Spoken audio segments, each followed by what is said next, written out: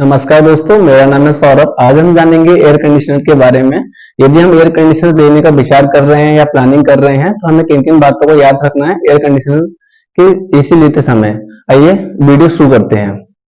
आइए दोस्तों, जब हम एसी परचेस कर रहे हैं, प्लानिंग कर रहे हैं तो हमें किन किन बातों को विशेष ध्यान रखना है, आइए इस वीडियो में जानते हैं। सबसे पहले मैंने एक चार्ट रेडी किया है, इसमें इलेक्ट्रिकल पैरामीटर्स के बारे में बताऊंगा आज मैं। जैसे कि सबसे पहला रहता है कैपेसिटी। सेकंड नंबर पे आता है प्रेफर रूम साइज क्या होना चाहिए।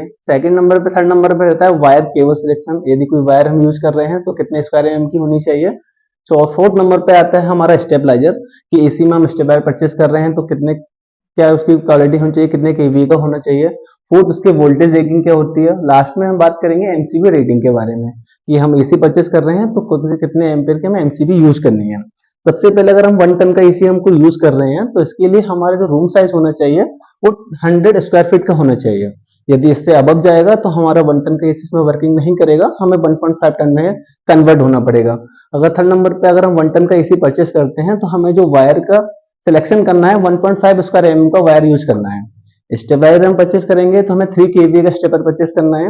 इसकी वोल्टेज की लिमिट रहेगी 220 से 240 वोल्टेज हमारे आने चाहिए, फ्लक्चुएशन नहीं होनी चाहिए।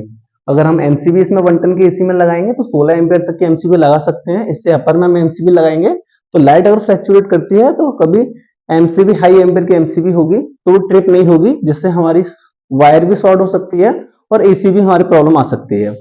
जो सेकंड नंबर पे आता है, अगर हम 1.5 टन एसी का विचार कर रहे हैं लेने के लिए तो हमारे लिए रूम साइज, उसके लिए 150 स्क्वायर फीट का रूम साइज होना चाहिए। इसमें वायर भी 1.5 स्क्वायर एम भी यूज कर सकते हैं, लेकिन हमें स्टेबल थोड़ा सा अबव रहना पड़ेगा। हम 1 टन में 3 केवी स्टेबल लगा रहे थे, लेकिन हमें 1.5 के एसी टन में हमें 4 केवी का स्टेबल यूज करना है। वोल्टेज की रेटिंग वही रहेगी 220 से 240 वोल्टेज, लेकिन इसमें हमें एमसीबी अपर लगानी पड़ेगी 20 एम्पियर की, क्योंकि 1.5 टन का जो कंप्रेसर होता है थोड़ा सा हाई एम्पियर लेता है। थर्ड नंबर पे आ जाते हैं, 2 टन का यदि हम एसी ले रहे हैं तो हमारे जो एरिया का रूम साइज होना चाहिए 200 स्क्वायर फीट होना चाहिए, और इसमें हम वायर का जो सिलेक्शन होना चाहिए 2.5 एम की वायर यूज करनी है।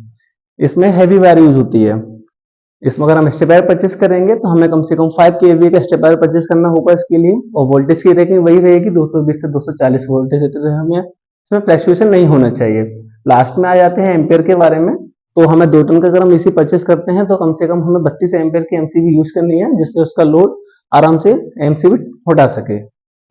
अगर ये वीडियो आपको अच्छी लगी हो तो लाइक करें, शेयर करें, कमेंट करें और सब्सक्राइब करना ना भूलें। धन्यवाद।